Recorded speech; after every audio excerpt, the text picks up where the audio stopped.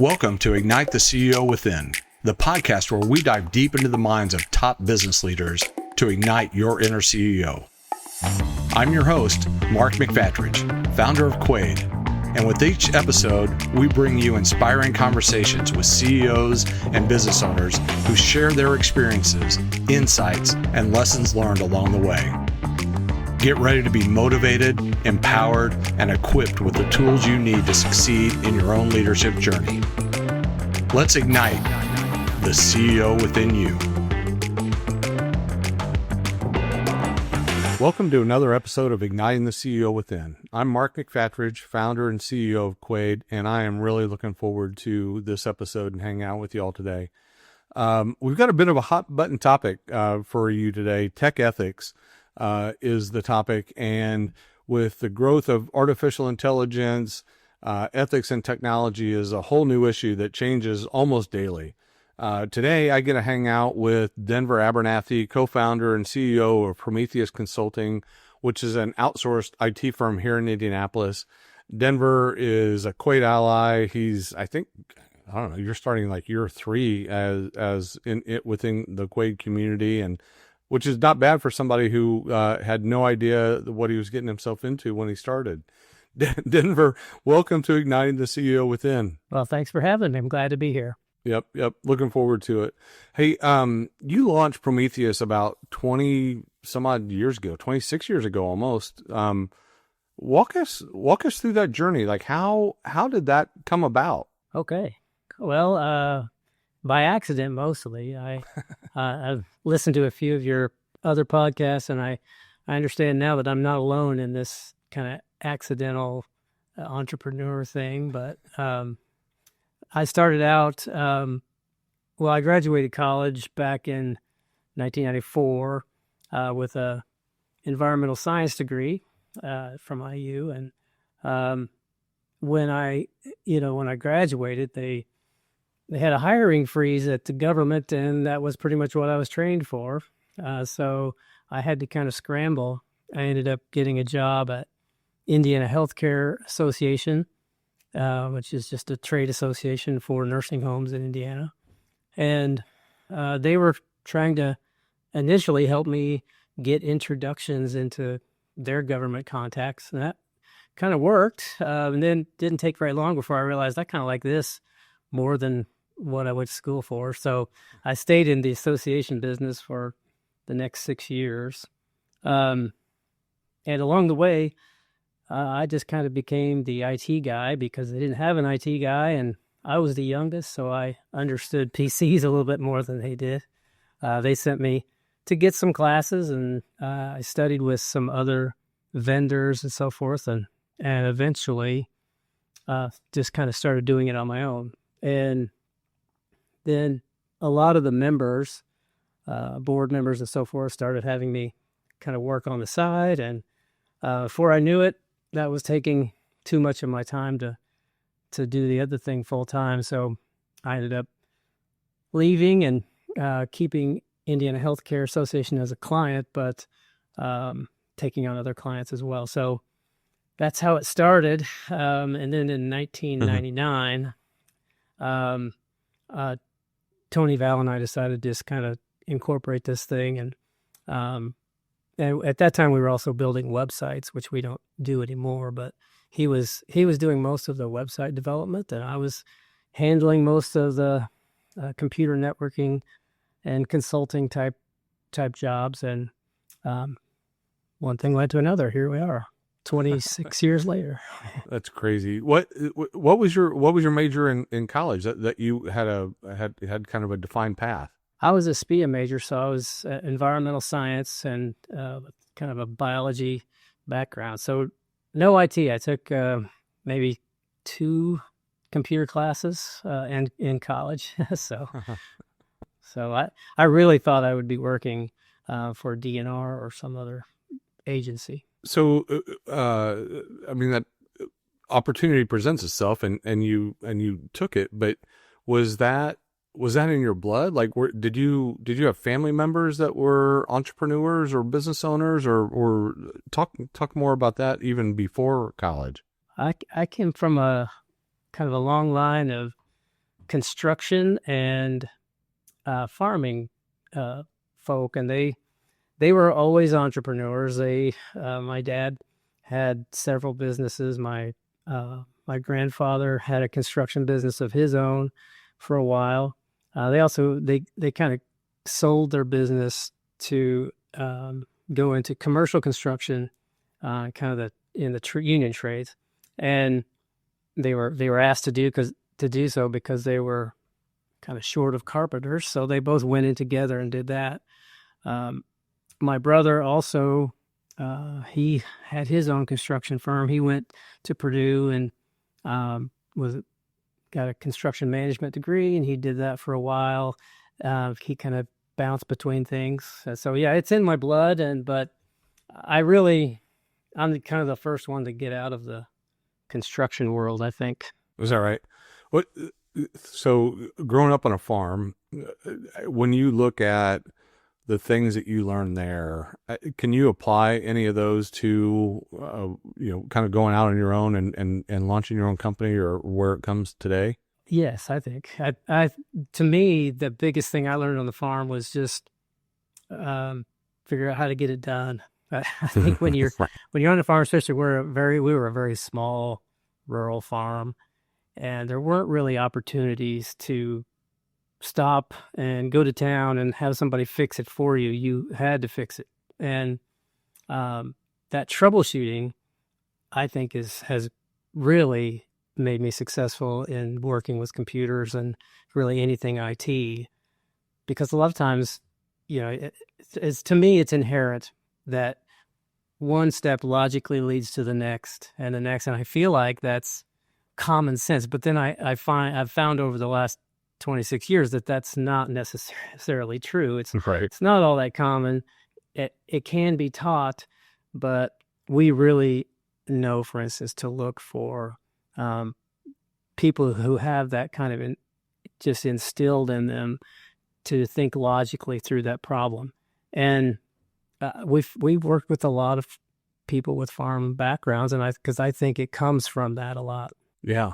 I think so too. I think, I grew up in rural Indiana, not on a farm. They wouldn't let me near a farm, but I think, learning a couple things. I think growing up on a farm and or being an athlete has historically led to a lot of successful entrepreneurs that we're going to figure out how to, get stuff done no matter what. And, you can see it at the end of the day when you've made progress and all that kind of stuff. And it's, setting a goal for the day to just get through it, I think is a really big benefit and great characteristic to have if you're going out and starting your own company. Yeah. And I think the hard work too, a lot of people, they get through their whole youth and they didn't have to experience that hard work. And athletes and farmers generally do have to experience a hard day's work. And when you're an entrepreneur and you're trying to do everything on a shoestring, you're doing it all yourself. And so it takes a lot of hard work. Yeah, no doubt. When you were, you kind of, in your words, you kind of fell into it, right? This accidental entrepreneur. What were some of the surprises early on, or some things that you, if you, maybe if you hadn't known it, you would have never done it. But were there any surprises like early on that you're like, oh my God, I had no idea we have to do that? Oh, almost all of it. I wasn't probably smart enough to go out and research it ahead of time. It all just kind of fell into my lap. And so I had to figure out when we first started hiring staff, back in late 99 or 2000, we were doing payroll in-house, and I thought you had to do it all. Yeah, I didn't realize that you could outsource some of these things. I had never even worked with an accountant before, so I was trying to figure all that out at the same time. I was trying to figure out how to make payroll work, how to pay taxes, all those things. So if I had that to do over again, or if I was to advise somebody, I would say get the help up front, do your research up front, and just falling in is not always the best way. Like, even if I had a little bit more time, but as I think a lot of people run into when you're trying to work on the side in something like IT that has a lot of demands. It doesn't take long till you've kind of run out of vacation days and sick days and everything else to be able to get the job done, and you just kind of have to take the leap.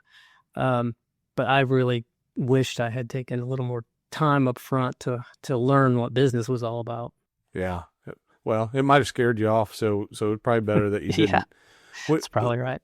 You mentioned a little bit of how Prometheus has changed over the years, and you no longer do websites and that type of stuff. But like when you start seeing that change in industry, what did you set out to do, and what are you doing today in terms of service provision? Well, what we set out to do was really just be everything outsourced IT. Partly because IT wasn't as big as it is today. It wasn't in its infancy, but as far as the web development business, that was in its infancy. Computer networking had been around for a long time, but computer networks were very different. In the mid 90s, they, once PCs became the norm, it became a different animal. So we were kind of early in that game. And so we really thought, well, there's really nothing we can't do, So, Right. we whatever came at us, we would take it on, and we pretty quickly realized, well, this isn't probably the best. So, we started scaling back a little bit. A lot of times people considered at that time marketing in general was kind of an IT function, and we went down that path, and I think we realized pretty early on, we're not really a marketing firm. We can write the code for the website. We got into application development, as at least most of the web development firms that we knew at the time also followed that path. That's a whole different animal as well. If we hadn't gotten into application development, we might have stayed in the web development business. We kind of liked that. But once you start hiring coders without having a real background in that, we realized that the management of that was way more than we were capable of. We just didn't have the kind of upper management to be able to take care of that. So that's kind of why we spun that off right around probably 2012. And that worked out pretty well. So where we didn't have to be directly involved in it, a lot of our clients started to get confused between when it came to managing the projects. So I would meet with them, for instance, to talk about the status of your computer network and your email servers and all that sort of thing. And what they wanted to talk about was their website. And why is the website homepage, the font is blue and we wanted red? And when I didn't have the answers for those things, they would, tend to get upset about that sort of thing. So it made a lot more sense for us to separate those. And today, to answer the rest of your question, we're in a lot more kind of virtual computing is one of the big things that we do. We're still doing computer networks. Of course, your office network is important. Not as important as it used to be because, the average company now, if you have 100 employees, you've probably got 60 networks because people are working out of their homes. And so that's the network that has to be up and running. You still have an office network. There's not much infrastructure there in most cases because all of the applications are in the cloud. So we've been doing for the last 8 or so years, desktops are in the cloud as well. So that makes it a lot easier in those situations where people are scattered. Yeah. I can't imagine how much your job, your company, the expertise that has changed over the past 26 years. You just hit on a bunch of it, right? It's no longer one system. It's 60. Everybody has their own, and the challenges that come along with that certainly start to open companies up to bad people, right? Whether it's malware, whether it's phishing, cybersecurity threats, all the things that are out there, really opens up just a ton of things that can go wrong.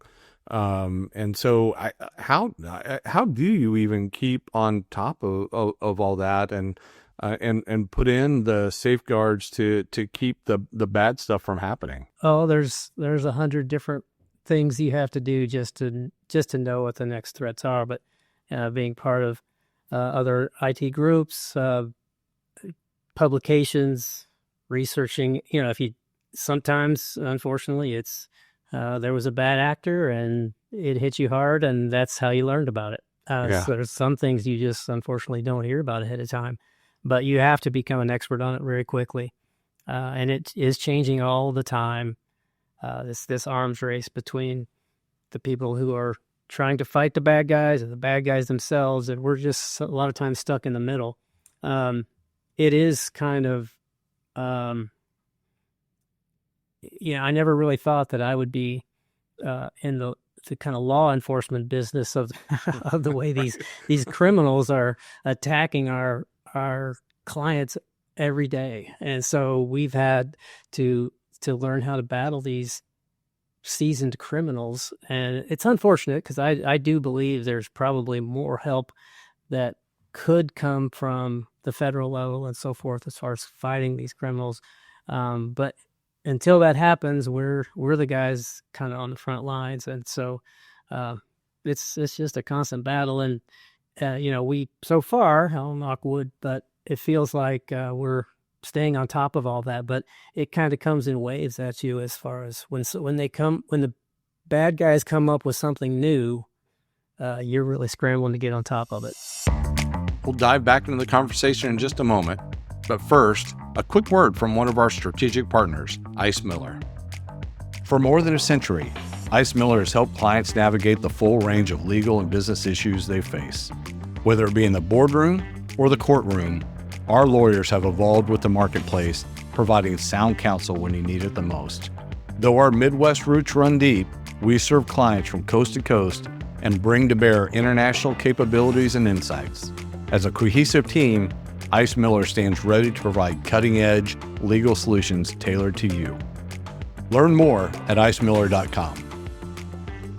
We'll dive into the episode of ethics in tech, but if you had to give some advice, like what is one thing that people can do, whether you're a business owner or just in your personal computing system, what's one thing that's out there that they can help reduce their risk of cybersecurity or phishing or ransomware or any along those things? Is there one thing that could just doing that one simple thing that could help reduce significantly your risk of bad things happening?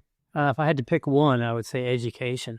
I think educating yourself and your employees on what does a phishing email look like, and what are the ways that the bad guys are coming into these networks these days. So often we try to track down, how did this happen? And we track it down to one email. One user just didn't know that not to click on that attachment in an email. And that's been the case now for, since 1999 is the way those things have been spreading. And, like I said, all these things kind of ebb and flow, and maybe they'll find a different vector of attack for a little while, but it always comes back to that's the one, that kind of human error that's the hardest to overcome. And some of it is really easy to avoid if you just know what to look for. And so we have a lot of free tools and things that we offer to our clients to educate their staff. Even then, sometimes forcing them to kind of use those tools is a challenge. Yeah. So that the email that I have in my inbox from the Saudi Arabian prince that has $5 million waiting for me, I should not click on that. Is that what you're saying? That is correct. And I'll say, I wish they were all that obvious, but they're not. And, but it is surprising how often people fall for even the most obvious ones. But one that we come across all the time, and I don't want to offend anybody who's listening, but if you've fallen for the gift card scam, that one's out now, been around for a very long time. And we're still, every year, we have a client who falls for it, and they'll lose sometimes tens of thousands of dollars to that. Jeez.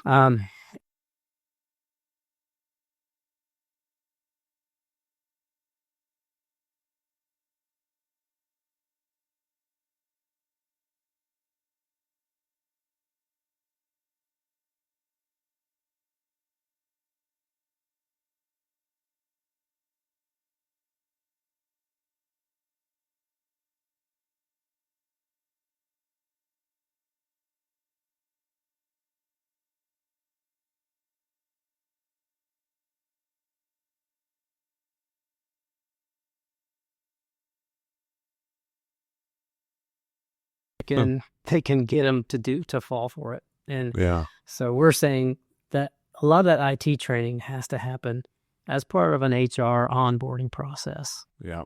Yeah, that makes sense. So we've got all this stuff going on: malware, cybersecurity threats, phishing, ransomware, all that kind of stuff. So that in and of itself is challenging, right, for the IT professionals and so forth. But now you add in artificial intelligence, and it's got to start to become just a little bit overwhelming because of all the things that are out there that can go on, and how literally every day some new development within AI is coming about. When you start thinking about the ethics of artificial intelligence and digital privacy issues and that type of stuff, what concerns are out there for you, and what do you consider some of the most pressing issues that are out there? Well, I think, there are, like you say, it's an unlimited number of issues that have already come up. And I think, from the first thing that everybody was afraid of was, oh my goodness, plagiarism is going to be rampant. And of course that's true. And part of the issue now is, in my view, people don't realize a lot of time that they're using AI tools. When they ask the internet a question, AI is what's coming back with those answers in most cases. And so I think it's very tempting to accept that as truth, but we also know that AI is wrong a lot of times. It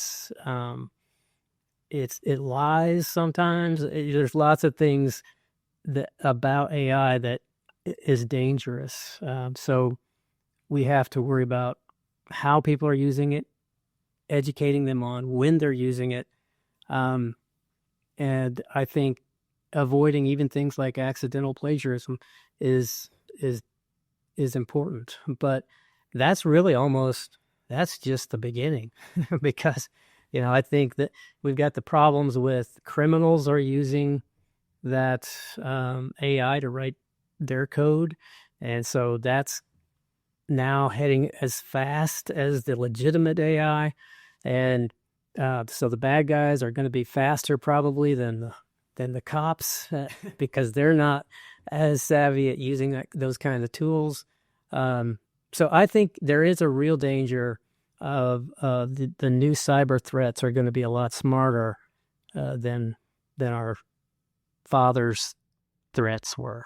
Yeah, for sure, because it's always learning, right? I mean, that's really what artificial intelligence is. It's building upon itself, right, to continue to grow. So yeah, of course it's going to move faster and so forth.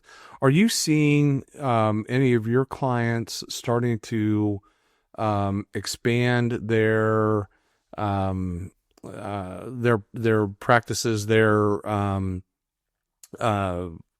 policies and procedures and practices to address AI and some of the things that go along with it? On a very small scale, yes. I think, Yeah. I'm sure you've seen the numbers. And that's one of the, when it comes to ethics, as a IT firm, we kind of got started back in the old Y2K days, and there was this gold rush to go. Everybody was scrambling to hire people to take their money to fix their Y2K problems. Most all of them were imaginary problems, and so there were a lot of companies that took advantage of that, and that was one of the ways we had a write-up in the IBJ at the time because we avoided that. And so right after Y2K, a lot of these companies went out of business because they took everybody's money as fast as they could. When everybody realized they had gotten scammed, they fired all these companies. But we grew very methodically through all of that, and we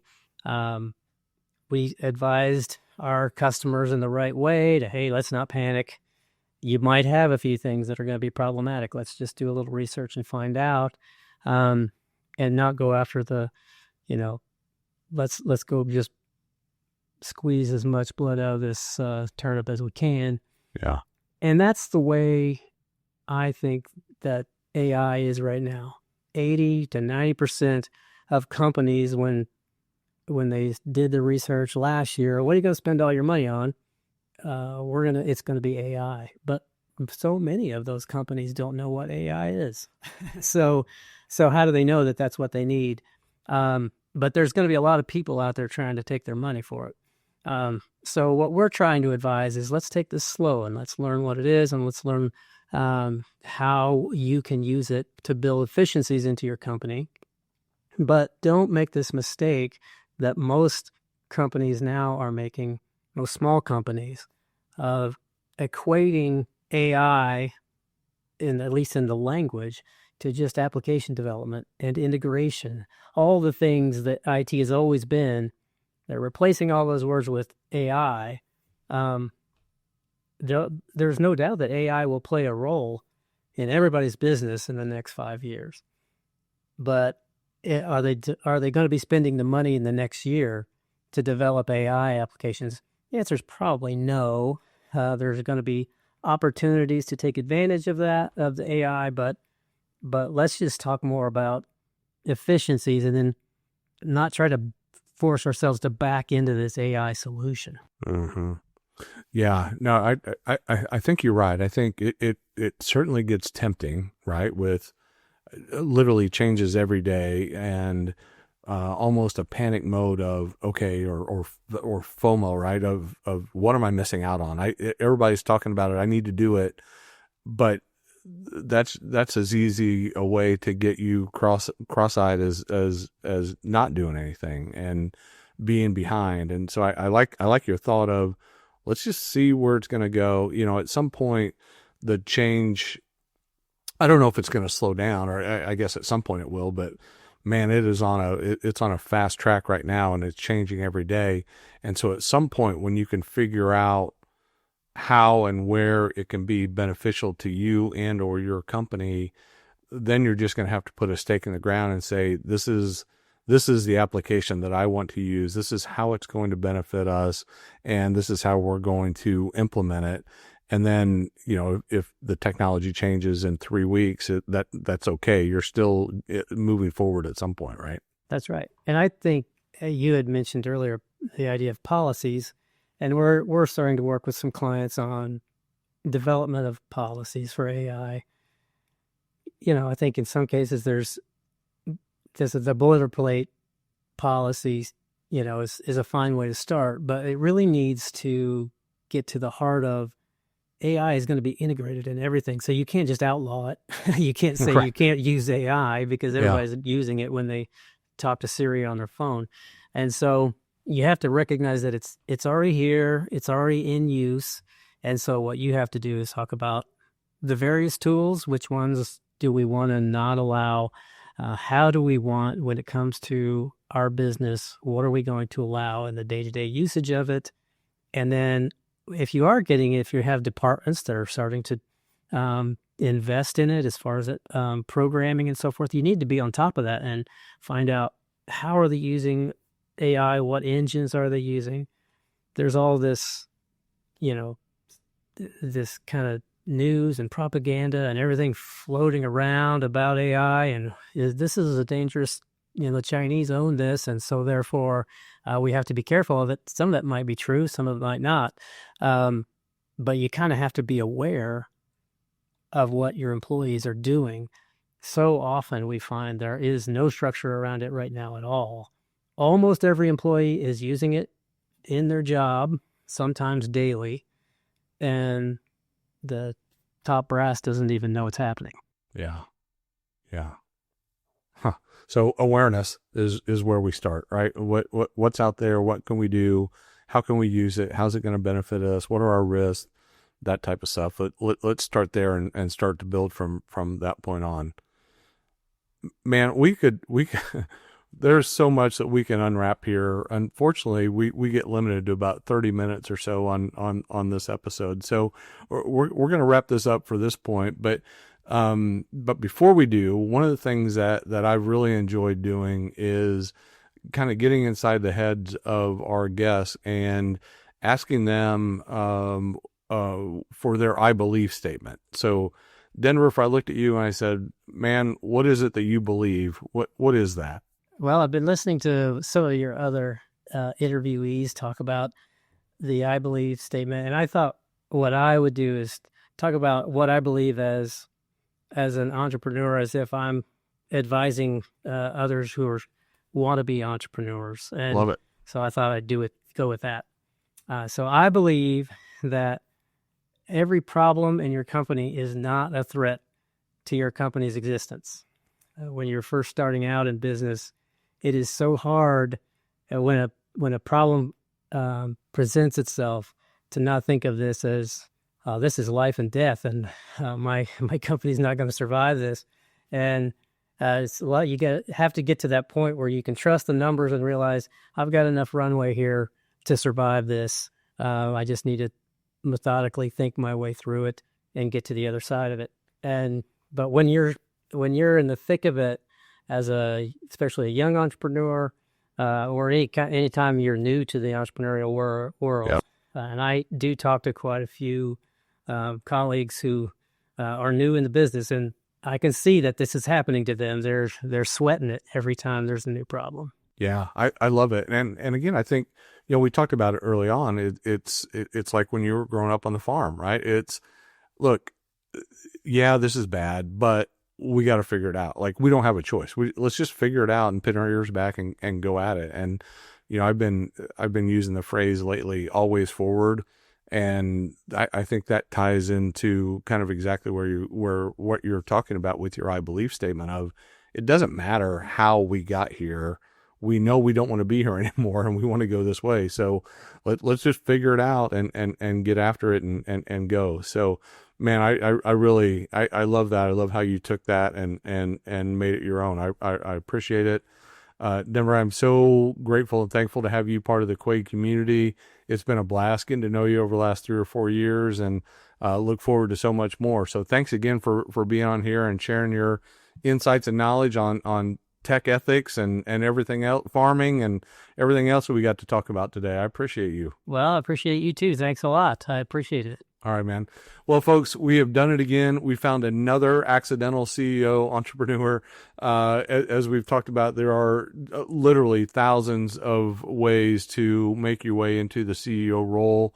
None of them are the same. They're all completely different. And I hope that you hearing these have put some thought into your head about how you can become a CEO if that's what you want to do. And there's no well-laid path to do it. So it's time to get out there and just do it. So until next time, I'm Mark McFatridge. Thanks for listening.